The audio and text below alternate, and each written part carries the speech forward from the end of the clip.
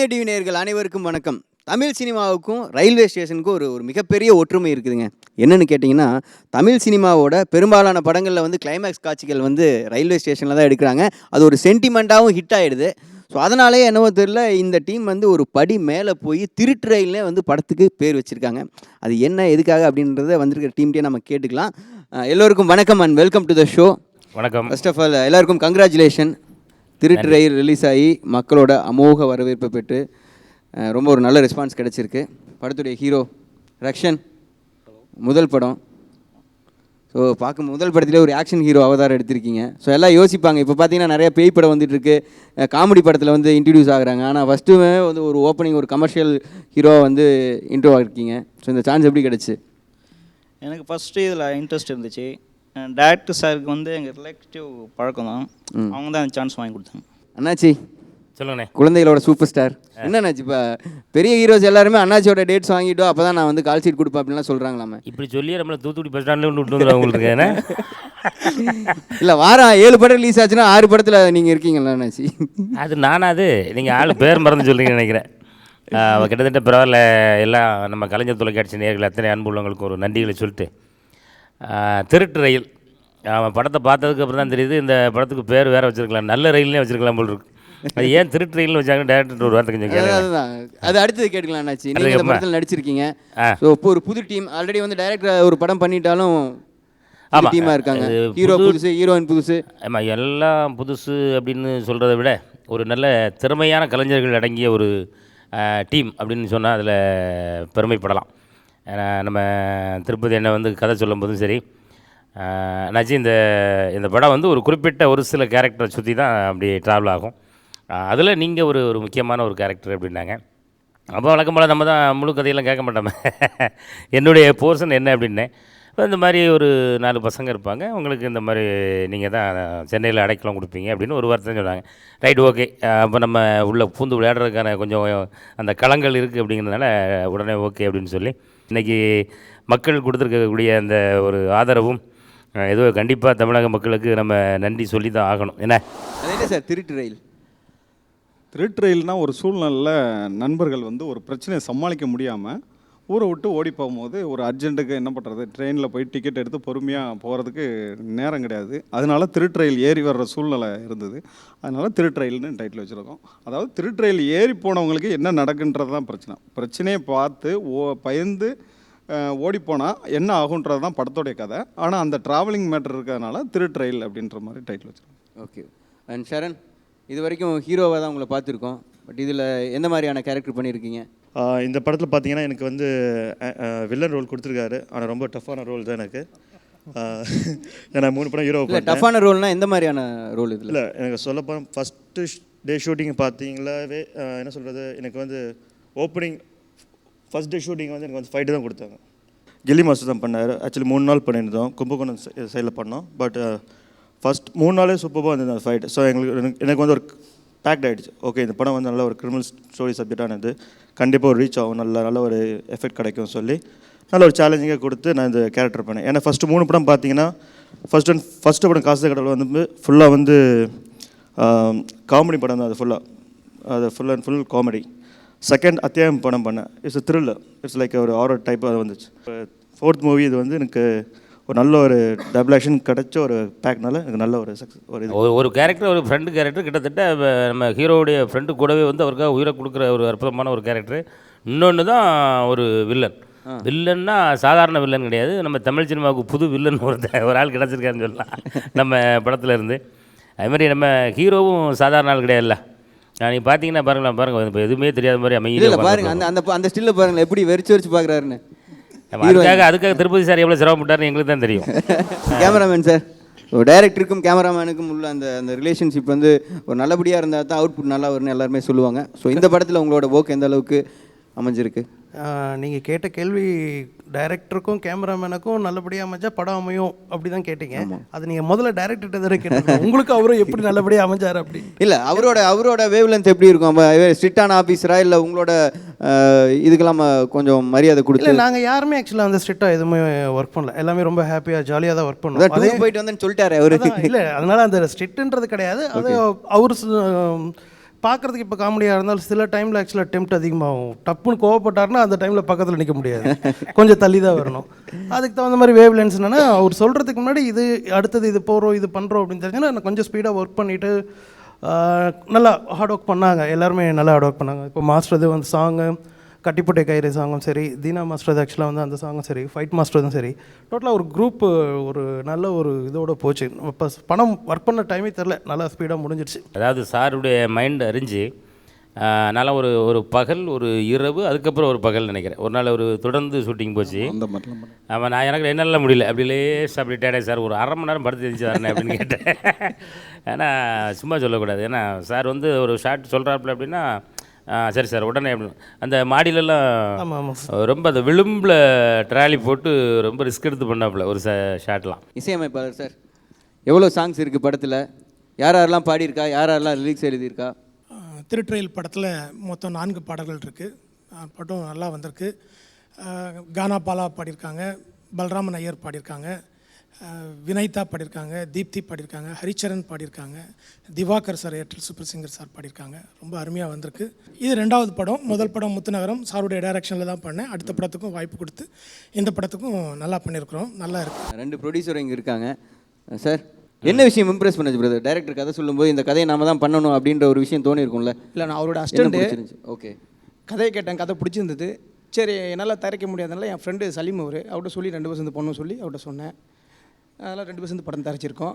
அதில் ஒரு சின்ன விஷயம், இவர் ப்ரொடியூசர் மட்டும் இல்லை, இப்போ அசிஸ்டன்ட் முத்துநகரம் படத்தில் வந்து பார்த்தீங்கன்னா அசிஸ்டன்ட் டைரக்டராக இருந்தாப்புல. இந்த படத்தில் தயாரிப்பாளராக இருக்காப்புல. நிறைய ட்விஸ்ட் இருக்குது சார். நடிகர் நீங்கள் அதான் மெயினாக சொல்ல நினைப்போம். இந்த படத்தில் கேரக்டரும் பண்ணியிருக்கீங்க? ஆமாம், கேரக்டர் பண்ணி. என்ன கேரக்டர் பண்ணியிருக்கீங்க? சின்ன கேரக்டர், ஃப்ரெண்டு கேரக்டர். ஃப்ரெண்டாக நடிச்சு? சின்ன கேரக்டர்லாம் இல்லை சார், படம் ஃபுல்லாக த்ரோட்டாக ஃப்ரெண்டு கேரக்டர் பண்ணியிருக்காப்புல. சின்ன கேரக்டர்லாம் இல்லை, பெரிய கேரக்டர். சினிமா வரலாற்றிலே வந்து ஒரு ஷார்ட்டை ஒரே டேக்கில் ஓகே பண்ண புதுமுக நடிகர் ஒரு ஆள் தான். இந்த முத்துநகரம் பண்ணுறது முன்னாடி இந்த கதையை நாங்கள் பிளான் பண்ணி வச்சிருந்தோம். ஓகே, கொஞ்சம் பட்ஜெட் அதிகனால சரி இந்த கதையை பண்ணுவோம் சொல்லிட்டு பிளான் பண்ணியிருந்தோம். நான் ப்ரொடியூசர் மூவ் பண்ண ப்ரொடியூசர் கிடைக்கல. எல்லாம் வராங்க, கேட்குறாங்க, பண்ணுவோம் ஏமாத்துறாங்க. நான் யாரும் வரல. நம்ம நண்பர் சலீம் வந்தார், கதை கேட்டார், கண்டிப்பாக அதை பண்ணுறேன்னாரு. சரி, நாங்கள் 2 பேர் சேர்ந்து என்னோடய ப்ராப்பர்ட்டி வந்து நான் படம் பண்ணிக்கிறேன். அவரும் வந்து பிஸ்னஸை விட்டு ஃபுல்லாக படத்தை இறங்கிட்டார். Super Salim sir. உங்களுக்கு என்ன பிடிச்சிருந்துச்சு? கதை சொல்லும்போது என்ன பிடிச்சிருந்துச்சு உங்களுக்கு? எனக்கு டேரக்டர் ரொம்ப பிடிச்சிருந்தது சார். பார்க்கறதுக்கு அழகாக இருக்காரு, ஹீரோ மாதிரி இருக்காரு, இவர் நல்லா பண்ணிடுவார் அப்படின்றதுக்கா? அவருடைய நேர்மை பிடிச்சிருந்தது சார். வேற சலீம் சாரே பார்க்குற ஹீரோ மாதிரி இருக்காரு, அவரு எதுவும் படம் நடிக்கிற மாதிரி ஐடியாவில் இருக்காருன்னு ஒரு வார்த்தை கேட்டுங்களேன். இல்லை சார், அவர் வந்தோடனே அந்த மாதிரி எந்த எதிர்பார்ப்பு இல்லை சார். இல்லை, நான் வந்து கதை சொல்ல போகும்போது சரி முதல்ல வந்து கதையை சொல்லும் ஒரு தயாரிப்பாளராக சாரை மெயின் தயாரிப்பாளராக வச்சு படம் பண்ணோம். அப்படி ஒத்துக்கலை அப்படின்னா ஹீரோவை வச்சு பண்ணிடும் அப்படின்ற டார்கெட்டில் தான் போனேன். சரி, அவங்க வந்து தயாரிப்பே பண்ணிடுறேன் அப்படின்ட்டாங்கள. அதுக்கப்புறம் ரொம்ப ஈஸியாக போச்சு, வேற ஒன்றும். நிறைய படங்களில் வந்து உங்களை டான்ஸராக பார்த்துருக்கோம். எல்லா பெரிய ஹீரோவும் நான் சின்ன வயசுலேருந்து நீங்கள் ஆடிட்டு இருக்கீங்க. நன்றி சார். இந்த படத்தில் என்னென்ன சாங் கோரியோகிராஃப் பண்ணி? இந்த படத்தில் கட்டி போட்ட கயிறு, அப்புறம் இன்னொரு சாங் நான் பண்ணியிருக்கேன். இப்போ அண்ணாச்சி சொன்ன மாதிரி அவர் ஹீரோ வெக்கம்லாம் படலை. அண்ணாச்சி சாங் நான் எடுக்கும்போது எல்லாம் வெக்கம் கிடையாது. இந்த ஷார்ட் பாருங்களேன், தனியாக ஒரு க்ளோஸ்அப் வச்சா ஹீரோயின் வரலையான்னு கேட்பாரு. இல்லை சார் அது அப்புறம் அப்படின்னுவேன். தம்பி இது இப்போ நான் சொல்கிறேன் பாருங்க, நீங்கள் சீனில் பார்த்துருப்பீங்க. ஆமாம், அதான் தனியாக க்ளோஸ் வச்சோம்னா அப்படி பார்ப்பாருன்னு என்ன இல்லை ஷார்ட்டில் ஹீரோயின் இல்லையான்னு. அதை நான் வைப்பேங்க, ஃபஸ்ட்டு இது பண்ணுவேன் அப்படின்னு. அதே மாதிரி அது பூஸ்டப். கம்பெனி ஷார்ட் வச்சா ரொம்ப இதுவாக இருப்பார். தனியாக பண்ணாலும் அதுவும் நம்ம எது சொன்னாலும் அப்படியே பார்த்துட்டே இருப்பார். நமக்கு புரியாது என்ன ஒரு கேட்டுக்கிட்டாரா இல்லையான்றது தெரியாது. ஆனால் ஷார்ட் அப்போ கரெக்டாக இருக்கும். அதே மாதிரி ஒரு 3000 அடி மேலே இருக்கும். வாகமனில் பண்ணிகிட்டு இருக்கும்போது கீழே பார்த்தீங்கன்னா ஃபுல் டெப்த் லேண்ட்ஸ்கேப்பு. அப்போ இவர் கேட்டார் இங்கே தான் பண்ணலாமா அப்படின்னு. பண்ணலாமே அப்படின்னு பார்த்தா உள்ள ஒன்றுமே இல்லை, கீழே ஃபுல் டெப்த்து. அவர் சஞ்சய் பார்த்தாரு, இல்லை இங்கே தான் நானும் பண்ணுறேன் அப்படின்னு சொன்னார். அங்கே ஒரு ஷார்ட் வச்சு ரொம்ப உண்மையிலேயே தைரியமாக பண்ணார் அந்த இடம், அந்த சாங்கில். ஸோ எது சொன்னாலும் நல்லா சூப்பராக பண்ணுவார். ஹீரோயின் ரொம்ப நல்லா பண்ணாங்க, சாங் நல்லா வந்திருக்கு. என்ன ரக்ஷன்? இல்லை என்ன முதல் படம் இல்லையா, என்னென்ன விஷயங்கள் ரொம்ப டஃப்பாக இருந்துச்சு உங்களுக்கு ஆக்ட் பண்ணுறதுக்கு? எல்லாமே கொஞ்சம் டஃப்பாக தான் இருந்துச்சு. ஓகே, படத்துக்கு முன்னாடி ரிஹர்சல்லாம் போனீங்களா இல்லை டைரெக்டாக ஷூட்டிங் ஸ்பாட்டா? கொஞ்சம் ரிஹர்சல் போயிருந்தேன். முன்னாடியே ட்ரைனிங்லாம் கொடுத்தாரு? ஆமாம். ஓகே. அது அதிக டேக் என்ன விஷயத்துக்காக வாங்கினீங்க? ஃபைட்டுக்கா இல்லை ரொமான்ஸ் சீனுக்கலாமா? ரொமான்ஸ் தான். ரொமான்ஸ் தான். அதானே நிறைய டேக் எடுக்குது. ரியல் க்ரைம் ஸ்டோரின்னு போட்டிருக்கீங்க. ஆமாம் சார். ஸோ இது எந்த ஊரில் நடந்தது, யாரோட வாழ்க்கையில் இந்த விஷயம் நடந்ததுன்னு தெரிஞ்சுக்கலாமா? இல்லை இது என்கவுண்டர் பற்றி ஒரு கதை. அது என்னென்னா ஆள்மாறாட்டத்தில் என்கவுண்டரில் நடக்குன்னு நம்ம பேப்பர்லேயே பார்க்குறோம். அது யார் என்னன்றதை குறிப்பிட வேண்டாம், அது இதுக்கு தேவையில்லாது. அதனால் அதில் வந்து கற்பனையை வச்சு பண்ணியிருக்கேன். என்னென்னா கற்பனை கலந்து பண்ணியிருக்கேன். அந்த ஒரு உண்மை சம்பவம், ஒரு ஆள் வந்து ஆள்மாறாட்டத்தில் வந்து போட்டிருக்காங்க, தெரியாமல் போட்டுருந்தாங்க அப்படின்ட்டு. இதில் வந்து ஒரு என்ன சொல்கிறது, ஒரு பெரிய சஸ்பென்ஸ் இருக்குது. அது ஏன்னா இனிமேல் பார்க்க போகிறவங்களுக்கு அந்த சஸ்பென்ஸ் உடஞ்சிரும், அதுக்காக அது வேணாம். உங்களோட காமெடி போர்ஷன்ஸ் எல்லாம் எப்படி ஸ்கிரிப்ட்லேயே இருக்குமா, இல்லை உங்களோட இன்புட்ஸ் எல்லாம் வந்து இதில் டைரக்டர்கிட்ட சொல்லி? எப்போவுமே இல்லை. இப்போ நீங்கள் கேட்ட மாதிரி இந்த ஃபுல் அண்ட் ஃபுல் வந்து ஸ்கிரிப்டு. அதே ஸ்கிரிப்டில் வந்து சும்மா அவ்வளோ முட்டை எழுத எழுதி வச்சுருப்பாப்லே. வந்தவொடனே என்ன கொடுப்பாங்க, கொடுத்து கம்ப்ளீட்டாக பார்த்துட்டு அதிலே ரொம்ப அழகாக இருக்கும், ரொம்ப நல்லா இருந்துச்சு. ஏன்னா அது சார் கூட இன்னொரு அவருடைய பேர் என்ன சார்? அண்ணாதுரை, எம்ஆர் பாண்டியன். அவர் எம்ஆர் பாண்டியன், அண்ணாதுரை, இவங்கெல்லாம் வந்து நமக்காக உட்காந்து எழுதின மாதிரியே இருந்துச்சு. அந்த ஏழை கூட எங்கே சேர்க்கணும், ஏன்னா திருநெல்வேலி தமிழில் வந்து ஏழைன்றது வந்து தன்னை விட வயது குறைந்தவரை தான் சொல்ல முடியும். பெரியவங்களை வந்து ஏழைன்னு சொன்னால் சலேர்னு அடிச்சு விடுவாங்க. அப்படி சொல்லக்கூடாது. ஒரு சில தெரியாமல் என்னலே வாலே போலே அப்படிலாம் பேசிகிட்டு இருப்பாங்க. தன்னை விட வயது குறைந்தவர்கள் தான் லேப் போட்டு பேசணும். அதெல்லாம் ரொம்ப அழகாக. இந்த விஷயமே எங்களுக்கு இப்போ தான் தெரியுது அண்ணாச்சி. அதுக்காக தான் இந்த விஷயத்தை நான் சொன்னேன். ஏன்னா நிறைய பேர் வந்து திருநெல்வேலி தமிழ் பேசணும்னா என்ன வாலே போலே, வயது வித்தியாசம் இல்லாமல் எல்லாமே பேசுவாங்க. அது ரொம்ப தப்புது. எங்கள் ஊர்லலாம் போய் நீங்கள் நம்மளாம் வயது இல்லை என்ன எப்படி இருக்க அப்படின்னு தான் கேட்க முடியாது தவிர, பெரியவர் வந்து என்னலே எப்போ வந்தே அப்படின்னா சத்துன்னு அடிச்சு விடுவாங்க. அது மரியாதை இல்லாத வார்த்தை. அது நம்ம தன்னை விட வயதுக்கு குறைந்தவர்களை பேசுகிறது தான் அந்த இலை. அதை கூட கரெக்டாக அவங்க அந்த அந்த ஸ்கிரிப்டில் எழுதியிருந்தாங்க. என்ன எனக்கு தோண சில விஷயங்களை டைரக்டர்கிட்ட சொல்லுவேன், சார் இந்த இடத்துல இந்த விஷயத்தை உள்ளே வைக்கலாமா அப்படின்னு. அண்ணாச்சி நல்லா இருக்கு வச்சுக்கிடுங்க, இல்லை அண்ணாச்சி இதுவே கரெக்டாக இருக்குது போதும் அப்படின்னு சொல்லி மேக்ஸிமம் ஸ்கிரிப்டில் இருக்கிற அந்த விஷயங்களை தான் அங்கே பதிவு பண்ணிடுவோம். ரக்ஷன், ஆக்சுவலாக திருட்டு ரயிலில் வந்து நீங்கள் கிளைமேக்ஸ் காட்சியில் ரியலாகவே ஃபைட் பண்ணியிருக்கீங்களாமே, எந்த ஒரு டூப்பும் போடாமல். எப்படி முதல் படத்துலேயே ஏன் இவ்வளோ ரிஸ்க்கெல்லாம் எடுத்து பண்ணுறீங்க? எனக்கு ஃபஸ்ட்டு இந்த ஆர்வம் இருந்துச்சு. ஃபஸ்ட்டு டூப்பு போடலான்னு தான் இருந்தேன். இவங்களுக்கெல்லாம் போடும்போது ஃபஸ்ட்டு லைட்டாக கொஞ்சம் பயமாக தான் இருந்தது. அப்புறம் மாஸ்டர் சொன்னார் நீ பண்ண நல்லா இருக்கணும், அதனால் நானே பண்ணிக்கிட்டேன். ஃபைட்டு நல்லாவே வந்திருக்கு. இவங்க பார்க்கும்போது உங்களுக்கே தெரியும் ஹார்ட் ஒர்க் இருக்குது. ஏன் சார் முதல் படத்துலேயே அவ்வளோ ரிஸ்க் எடுக்கிறதுக்கு நீங்கள் விட்டீங்க, அனுமதிச்சிங்க? இல்லை நான் சொல்லலை சார். மாஸ்டர் வந்து என்ன சொன்னார்னா டூப் போடலாமா எப்படின்னு என்கிட்ட கேட்டார். கண்டிப்பாக டூப் போட்டுருங்க சார், ஏன்னா எதுக்கு போட்டு கஷ்டப்படுத்தணும் அப்படின்னு நான் சொன்னேன். அதுக்கப்புறம் ரக்ஷன் தான் சொன்னாப்புல, ஏன் நான் பண்ணலாமே பண்ணி பார்க்குறேனே அப்படின்னு சொன்னதுக்கப்புறம் தான் சரி ட்ரை பண்ணுங்க அப்படின்னு சொன்னோம். அதுக்கப்புறம் பெரிய அதிசயம் என்னென்னா, அந்த ஷூட்டிங் எடுத்த இடம் வந்து பார்த்திங்கன்னா திருவெண்காடு, அவங்க ஊர், அது சொந்த ஊர். அது அங்கே ஒரு என்ன சொல்கிறது, ஒரு 5 ஏக்கர் இடத்த வந்து ஃபுல்லாக க்ளீன் பண்ணி, அதாவது ஜேசிபி போட்டு க்ளீன் பண்ணி ஒரு பாலைவனம் மாதிரி ஒரு ஏரியா உருவாக்கி கிளைமேக்ஸ் ஃபைட்டில் பார்த்திங்கன்னா அந்த மாதிரி இருக்கும், ஒரு பாலைவனம் மாதிரி இருக்கும். அங்கே வச்சு ஃபைட் எடுக்கிறோம். அதில் கரடு அந்த முள் இல்லை அதெல்லாம் இருக்கும் அப்படின்னா, ஆனால் க்ளீன் பண்ணிட்டோம். இருந்தாலும் ஒரு ரெஸ்க்குன்றதுனால வேண்டாம் அப்படின்னா, இல்லை நான் தான் பண்ணுறேன் அப்படின்னாப்புல. ஸோ எடுக்கும் போது ரக்ஷனுடைய அம்மா இருந்தாங்க. டூப்பு போடாமல் ஏன் எடுக்கிறீங்க அப்படின்னு. இல்லை ரக்ஷனே பண்ணுறேன் அப்படின்ட்டாங்கண்ணா. ஐயோ அப்படின்னு சொல்லிட்டு எனக்கு இருக்கவே முடியல, பார்க்க முடியல அப்படின்னு சொல்லிட்டு காரை எடுத்துகிட்டு கிளம்பிட்டாங்க. என்ன பயந்துட்டாங்க, ஏன்னா எதுக்கு டூப் போட்டு எதுக்கு இப்படி பண்ணுறாப்புல, டூப் போட்டுக்கலாமே அப்படின்னு சொல்லிட்டு ரக்ஷன்கிட்டையும் பேச மாட்டாங்க. எதுக்குன்னா அவங்க இஷ்டம், அவங்க ஆர்வம் அப்படின்றதுனால இது பண்ணிட்டாங்க. பயந்து போயிட்டாங்க. அதுக்கப்புறம் டூப் போட்டு எடுத்து முடிச்ச உடனே சக்ஸஸ்மாக சூப்பராக பண்ணியிருக்காப்புல அப்படின்னதும் ரொம்ப சந்தோஷப்பட்டாங்க. அதுக்கப்புறம் சாயந்தரமாக வந்து பார்த்து எல்லாருக்கும் நன்றி சொன்னாங்க. ரக்ஷன், இந்த காதல் காட்சியெல்லாம் எந்த அளவுக்கு உங்களுக்கும் ஹீரோயினுக்கும் கெமிஸ்ட்ரி ஒர்க் அவுட் ஆயிருக்கு? அதில் ஒரு 2 டயலாக் ப்ளீஸ் எங்களுக்காக பேசி காட்டிங்க. நீ பீர் குடிக்கும்போது நான் பாந்தி குடிக்கக்கூடாதா? இல்ல அண்ணாச்சி வந்து ஹீரோயினா நினைச்சிக்கங்க. அண்ணாச்சி பேச பாருங்க, ஹீரோயினா ஃபீல் பண்ணிக்கங்க. கொஞ்சம் கஷ்டம் தான் கொஞ்சம். இல்ல நீ அந்த பக்கம் திரும்ப அவரை பார்த்து. இல்ல ஹீரோயின் பேச பார்த்தாலே டயலாக் வராது, அண்ணாச்சி பேச பார்த்துட்டு அண்ணாச்சியை வந்து ஹீரோயினா நினைச்சு நீங்க வந்து அந்த டயலாக் நீங்க இல்ல நம்ம மாஸ்டர் முகத்தை பார்க்க, ஏன்னா கொஞ்சம் முகத்தை பார்க்குற கஷ்டம் தான். ஏன்னா மாஸ்டர் கூட கொஞ்சம் எக்ஸ்பிரஷன் கொடுத்துருப்பீங்க. ஒரு சின்ன அப்படி ஃபேஸ் டு ஃபேஸ் கிட்ட வரணும். ரொம்ப நேரம் ஒரு 5 டேக் ஓகே ஆகல. என்னன்னு பார்த்தா அவங்க அம்மா உட்காந்து பார்த்துட்டே இருந்தாங்க. மேடம் கொஞ்சம் அப்படி திரும்பி ஒரே டேக்ல ஓகே ஆயிடுச்சு. அதுக்கப்புறம் படத்தில் ஒர்க் பண்ண எல்லா டெக்னீஷியன்ஸும் இங்கே வந்துட்டாங்க. இவங்களை தவிர வேறு யாரெல்லாம் படத்தில் ஒர்க் பண்ணியிருக்கா? இந்த இதில் வந்து ஆயிஷா, அதாவது என்னென்ன ஹீரோயின் கேத்தி, என்ன சொல்கிறது, இந்த நம்ம படம் தான் ஃபஸ்ட் படம். இன்றைக்கி வர முடியாத ஒரு சூழ்நிலை, ஏன்னா அவங்க ஒரு அர்ஜென்ட்டான ஒரு இடத்துக்கு போயிருக்கிறாங்க, அதுக்காக கொஞ்சம் வர முடியல அப்படின்ட்டாங்க. அது அப்புறம் வந்து பார்த்திங்கன்னா மயில்சாமிண்ண படம் ஃபுல்லாக செகண்ட் ஹாப்பில் பார்த்திங்கன்னா நல்லா காமெடி மயில்சாமிண்ண பண்ணியிருக்காப்புல. அடுத்து பிளாக் பாண்டி, அங்காடி தெரு, இதெல்லாம் நல்ல படங்கள்லாம் பண்ணிகிட்டு இருக்கிறவர். நம்ம படத்துலையும் நான் வந்து எனக்காக பண்ணி கொடுத்தாரு. ஸோ என்ன சொல்கிறது, ஒரு சின்ன கேரக்டர் தான் இருந்தாலும் டேரக்டருக்காக பண்ணுறேன், அடுத்த படத்தில் கொஞ்சம் த்ரோட்டாக பண்ணுங்க அப்படின்னாப்புல. கண்டிப்பாக பண்ணுறேன் அப்படின்னா சரின்ட்டு அந்த கேரக்டர் எடுத்து பண்ணிக்கிட்டாப்புல.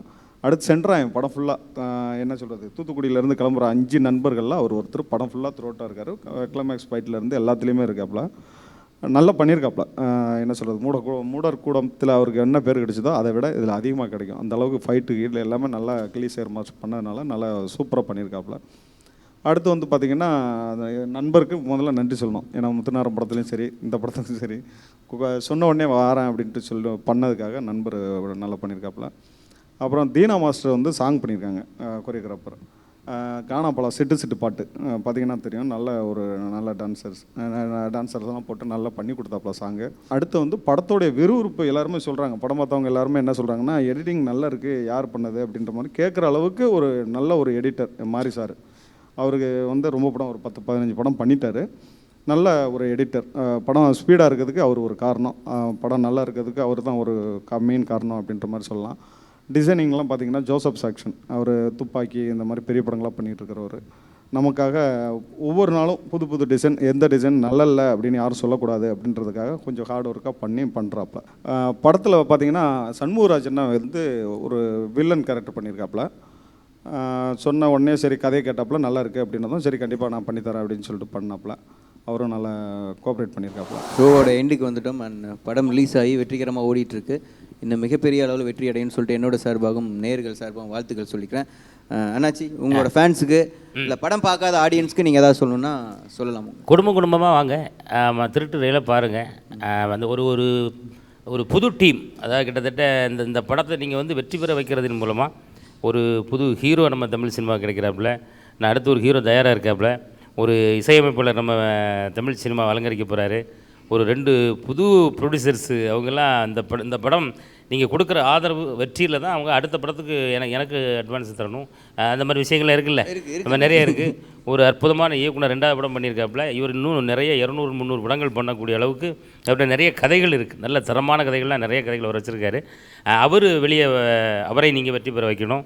அப்புறம் நம்ம மாஸ்டர், அப்புறம் கேமராமேன், நம்ம மேட்ச் பாக்ஸ் கணேசன், அந்த போன்ற எல்லா விதமான கலைஞர்களுக்கும், தொழில்நுட்ப கலைஞர்களும் மிகப்பெரிய அளவில் வளர்கிறதுக்கு எல்லாம் உங்கள் வீட்டு பிள்ளைங்க தானே. நாங்கள் எங்கள் படத்தை நீங்கள் வந்து பார்த்து சந்தோஷமாக மற்றவர்களுக்கும் சொல்லி படத்தை பார்க்க சொல்லுங்கள்.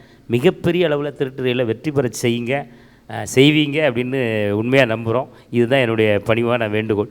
ஓகே அண்ணாச்சி, once again thank you so much and thanks for coming. Okay, ஷோவை பார்த்து என்ஜாய் பண்ணியிருப்பீங்க. அண்ட் திருட்டு ரயில் குடும்பத்தோடு போய் தேட்டரில் போய் பார்க்கக்கூடிய ஒரு படம். ஸோ தயவுசெய்து தேட்டரில் மட்டும் போய் பாருங்கள். மீண்டும் இதே போல் ஒரு நல்ல நிகழ்ச்சியில் திரும்ப வந்து உங்களை சந்திக்கிறேன். Until then, it's bye from Tanigai. See you. Bye.